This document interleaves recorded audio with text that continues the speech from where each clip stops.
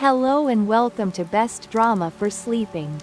Let our soothing narration and captivating stories guide you into a state of relaxation after a long day. Here, each story is not just a journey of emotions but also a remedy to ease your mind, helping you drift into a deep and peaceful sleep. Wishing you a relaxing time and a good night's sleep. Episode 1. Secrets Beneath the City Lights. A light drizzle fell over the cobblestone streets of Seattle. Neon lights from bars and coffee shops reflecting off the slick pavement. At the corner of Pike Place, where the scent of fresh fish mingled with the aroma of roasted coffee, Mia Carter stood under the awning, holding a lukewarm latte. She was 32, her naturally curly brown hair pulled into a high ponytail, green eyes weary yet resolute. Mia was a neurosurgeon at Gray Sloan Memorial Hospital, a name everyone in Seattle knew. Not just for its reputation but for the never-ending drama that played out within its stark white corridors. Today had been a long day. Mia had just finished a grueling 14-hour surgery to save a 9-year-old boy suffering from seizures caused by a traumatic brain injury. The boy survived, but Mia didn't feel victorious. She stood there, watching people pass by, wondering if she was truly living the life she had once dreamed of, or merely existing from one surgery to the next. "You're hiding out here again?" A familiar voice spoke behind her. Mia turned to see Ethan Hayes, her colleague and best friend since their intern days, approaching with his signature smirk. Tall, with tousled black hair and a black leather jacket that made him look nothing like a doctor. Ethan was a cardiologist known for both his talent and his reckless attitude. "You know this is the only place I can breathe," Mia replied, taking a sip of her now cold latte. "Today was rough. That kid, he almost didn't make it." Ethan nodded, his usual smirk fading. "But he did. You did your job. Stop beating yourself up. Now, let's get some food. You look like the Walking Dead." Mia let out a tired laugh. But before she could respond, her phone vibrated in her pocket. A message flashed across the screen. "Mia, you need to come home now. It's serious. Lily." Lily was Mia's youngest sister, 24 years old. A free-spirited artist who still lived at home with their mother and eldest sister, Nora. Normally, Lily's messages were about money troubles or arguments with Nora. But this one felt different, urgent. Almost panicked. Mia frowned and quickly texted back, "What happened? Are you okay?" But there was no reply. "I have to go home," Mia told Ethan, tension creeping into her voice. "Lily just sent a weird message." "I'll come with you," Ethan offered, but Mia shook her head. "No need. It's probably just family drama. I'll see you at the hospital." With that, she hurried off into the crowded streets, unaware that her life was about to be turned upside down. The Carter house. A storm brewing. The Carter family home sat in the quiet suburbs of Queen Anne, a classic two-story house with a white picket fence and a rose garden. Their mother, Evelyn, tended to daily. As Mia pushed open the front door, she immediately sensed something was off. The air was thick with tension. Lily's piano music echoed from the living room, but it wasn't her usual cheerful melody. This was slow, haunting. "Lily?" Mia called, slipping off her coat and hanging it on the rack. "In here," came the soft reply from the couch. Lily sat curled up, her messy blonde hair tied back, eyes red and puffy as if she had been crying. Scattered across the coffee table were a pile of papers, bills, letters. and an old photograph of their family from when Mia was a child. "What's going on?" Mia asked, sitting beside her and placing a hand on her shoulder. Lily didn't answer right away.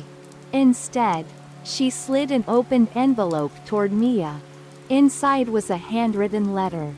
The shaky handwriting all too familiar. It belonged to their father, Robert Carter, the man who had walked out on them when Mia was 15. He had left Seattle, leaving Evelyn to raise 3 daughters alone. He never reached out. They assumed he was dead, or at least, that he no longer cared. Mia's pulse quickened as she read the letter. "My girls, I'm sorry for everything. I don't expect forgiveness. But there's something you need to know. Come see me at St. Jude's Hospital. Room 412. Time is running out. I love you. Dad." Mia's hands trembled as she let the letter slip onto the floor. "He's alive?" Lily nodded, her voice cracking. "The letter arrived this morning. Mom saw it first, then had a huge fight with Nora. She doesn't want to see him. But Nora says we have to go. Mom's upstairs. She's been crying ever since." Mia's head spun. Robert Carter, the father she had loved, hated, and then forced herself to forget, was somewhere in this city. Dying? She didn't know how to feel. Anger? Pain? Or just emptiness? Heavy footsteps thudded down the stairs. Nora, their eldest sister, 35, appeared with a stern expression.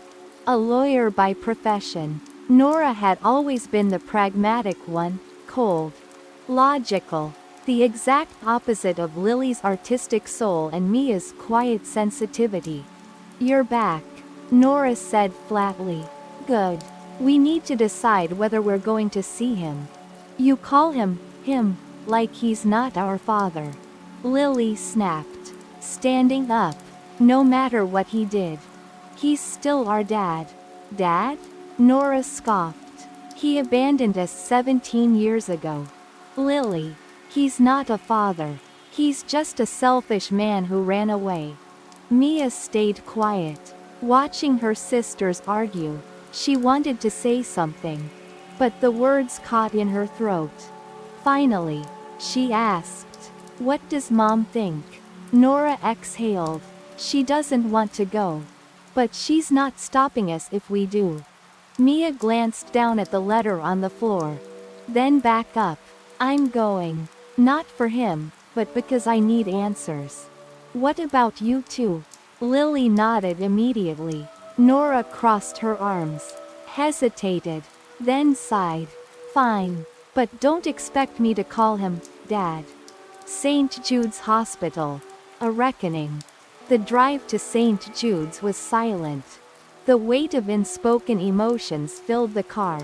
When they finally stepped into room 412, the sharp scent of antiseptic hit them.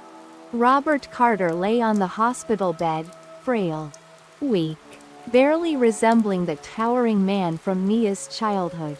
An oxygen tube was strapped to his face. His eyes closed. A nurse checked his vitals before noticing them and stepping aside. "Is he awake?" Mia asked, her voice unsteady. "He was. About 10 minutes ago. But he's very weak," the nurse replied before leaving them alone. Slowly, Robert's eyes fluttered open. When he saw them, tears welled up in his sunken gaze.